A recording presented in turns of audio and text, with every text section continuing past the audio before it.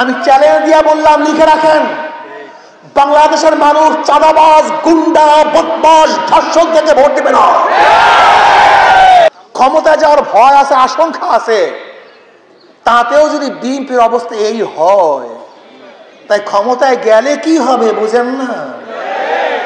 এই চাঁদাবাজরা যদি আবার ক্ষমতা আসে, এই দোকানদারি করতে পারবেন না, কেউ বাড়িঘর তুলতে পারবেন না, কোন ব্যবসায়ীরা টাকা নিয়ে রাস্তা নামতে পারবেন না। কিন্তু তুমি ভেবেছো এটা 90 দশক, এটা 80 দশক, 70 দশকের মানুষ, এটা ভেবেছো সেই 71, 69, 70, 81, 77, ভেবো না এটা 81 এবং 77, এটা 2025।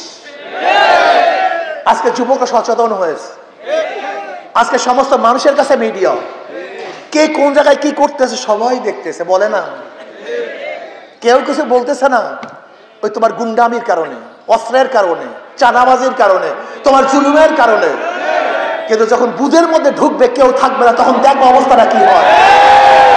অপেক্ষা করো। ভেবেছো ক্ষমতায় চলে গেছে বিএনপি, দিল্লি বহু দূর আসছে, সেই স্বপ্ন বাদ দাও। আমি চ্যালেঞ্জ দিয়ে বললাম, লিখে রাখেন, বাংলাদেশের মানুষ চাঁদাবাজ, গুন্ডা, বদমাশ, ধর্ষক থেকে ভোট দেবে না, দিতে পারে না। কোন জ্ঞানবান মানুষ, কোন জ্ঞানী, যাদের বিবেক আছে, বুদ্ধি আছে, চক্ষু আছে, তারা কোন অবস্থাতে নিজেকে ধ্বংসের মুখে ফেলে দিতে পারে না। RICL TMX, যুগের পর যুগ স্থাপনা থাকে মজবুত। এই জনগণ, ভোটাররা এখনো ক্ষমতায় যায় নাই, ক্ষমতায় যাওয়ার ভয় আছে, আশঙ্কা আছে, তাতেও যদি বিএনপির অবস্থা এই হয়, তাই ক্ষমতায় গেলে কি হবে বুঝেন না? এখনো ভয় আছে যে চাঁদাবাজি করি, খুন করি, লুট করি, ধর্ষণ করি, অত্যাচার করি, অবিচার করি, তাহলে মানুষ ভোট দিবে না, ভয় আছে। এই ভয়কে উপেক্ষা করে যাই কাজ করতেছে, যখন ভয় থাকবে না, তোমাদেরকে মাছির মতো মনে করবে, মশার মতো মনে করবে, মানুষকে মানুষ মনে করবে না। তুমি কি জানো, আল্লাহ না করুক, এই চাঁদাবাজরা যদি আবার ক্ষমতা আসে, এই দোকানদারি করতে পারবেন না, কেউ বাড়িঘর তুলতে পারবেন না, কোন ব্যবসায়ীরা টাকা নিয়ে রাস্তা নামতে পারবেন না। কিন্তু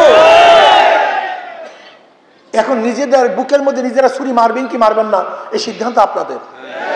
আমরা অগ্রিম কথা বলে গেলাম, গরিবের কথা বাসি হলে ফলে। আমরা তো হুজুর মানুষ, আমাদের কথা তো বলবে না, বিশ্বাস করবেন না। আমি অনেক আগেই বলেছিলাম, যারা টক শো করেন, আপনারা ভেবেছেন বিগত দিনের রেজাল্ট দেখে, আমাকে এক সাংবাদিক প্রশ্ন করছে, বিএনপির এত ভোট, এত ভোট, এত ভোট। আমি বলি, বিএনপির তো ভোট নেই। সে আশ্চর্য হয়ে গেছে, এত ভোট পেয়েছে। আমাকে বিএনপির কোনো ভোট নাই।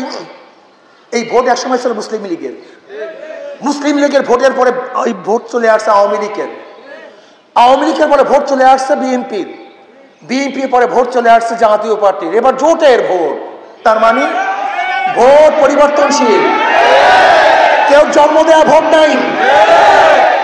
ভোটাররা সবসময় দেখবে কার কাছে তার জান মালের নিরাপত্তা আছে। আমাকে এক সাংবাদিক প্রশ্ন করছে, আওয়ামী লীগের ভোট কে পাবে?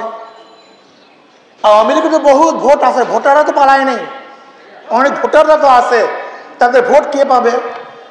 আমি বললাম, সহজ কথা, যাদের কাছে তার জান এবং মালের নিরাপত্তা থাকবে তাকে ভোট দিবে।